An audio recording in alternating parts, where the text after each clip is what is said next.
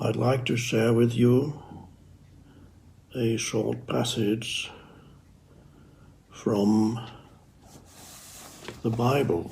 It doesn't happen very often that I read from the Bible as part of a teaching. This is from the New Testament, and it is a parable that Jesus tells that is very profound and absolutely relevant to the present time. So here we go. Everyone who listens to these words of mine and does them will be like a man building a house, who dug deep and laid the foundation on the rock. The rain fell, the floods came, and the wind blew and beat against the house. But it did not collapse. It had been set solidly on rock. And everyone who listens to these words of mine but does not do them will be like a fool who built his house on sand. The rain fell, the floods came, and the wind blew and beat against the house. And it collapsed and was completely ruined.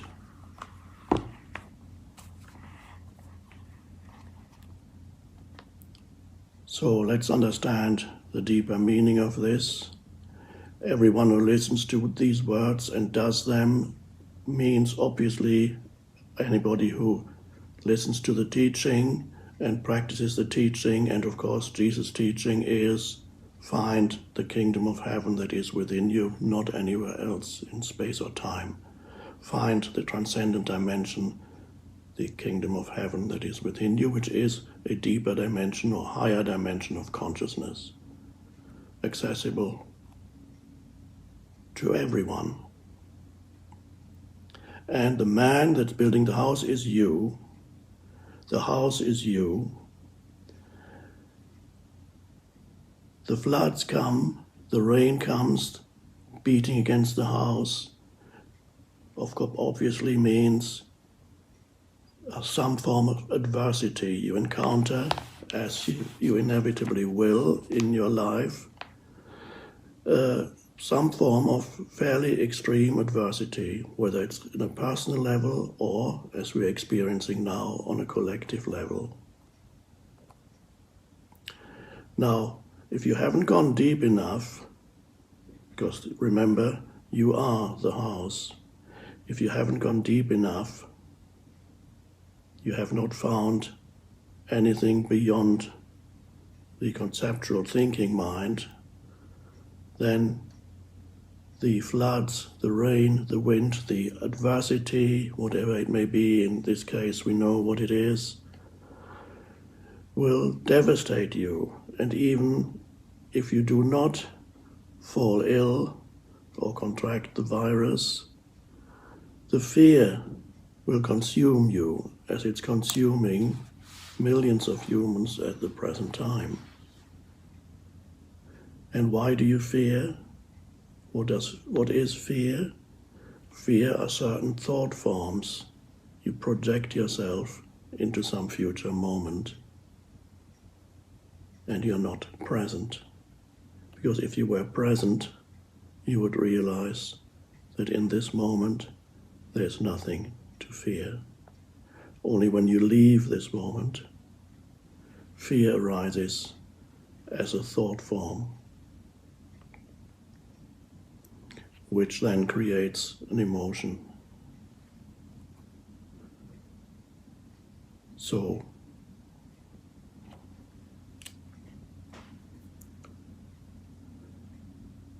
what does it mean then to dig deep and to find the foundation on the rock? What is that rock? The foundation for the house that you are that house.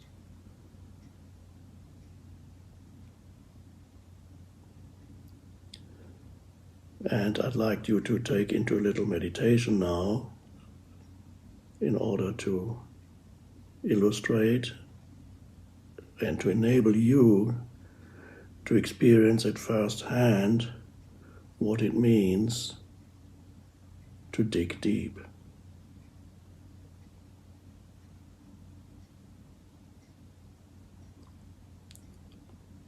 For a moment, just become aware that you're breathing.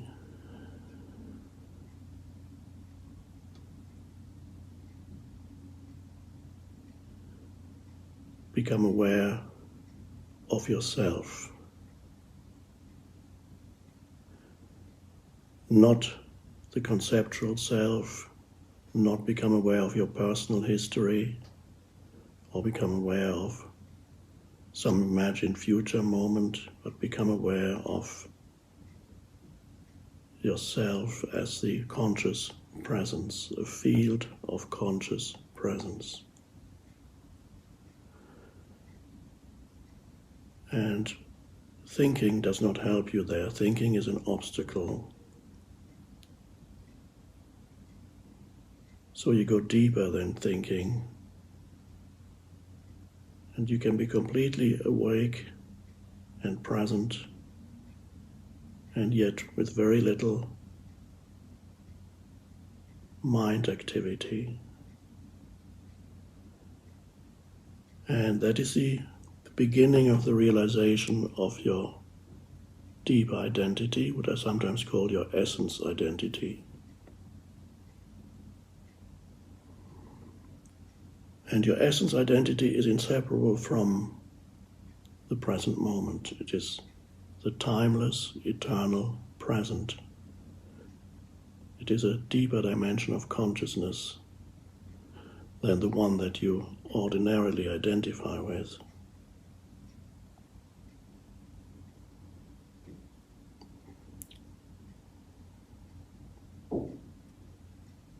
And that is the meaning of digging deep and finding that unshakable foundation that is deep within you, within everyone. Adversity is a wonderful opportunity because adversity forces you to go deeper.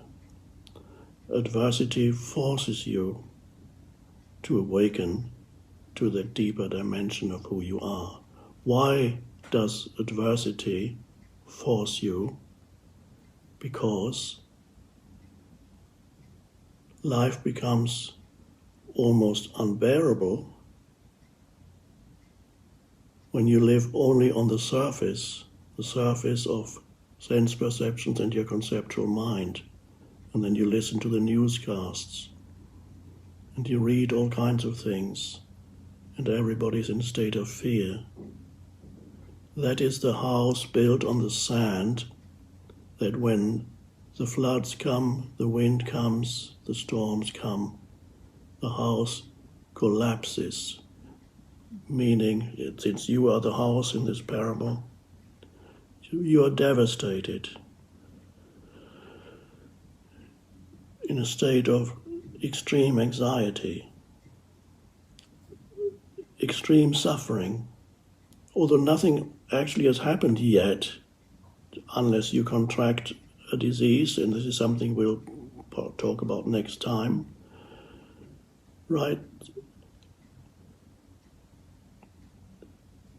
Is the house, your house, the house that you are you living on the surface? Is your house built on sand? Or are you able to dig and find the foundation within yourself that frees you from fear?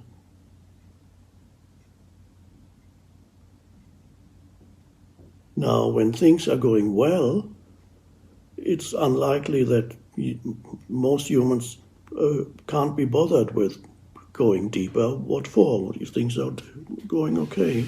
I'm looking forward to my next vacation. Weekend is coming up, and whatever it is, a nice meal is waiting for me. Everything is comfort zone. You're in your comfort zone. I've never heard of anybody who awakens in their comfort zone. There's nothing wrong with comfort zone. Enjoy them when they're there. They last for a while, and then some form of adversity arises, either on a personal level or on a collective level. Minor forms of adversity, and occasionally huge forms of adversity, potential calamities, whether it's you suddenly confronted with the fact of mortality, some great loss, serious illness on a personal level or on a collective level, war, civil strife, civil war, financial collapse, invasion of your country,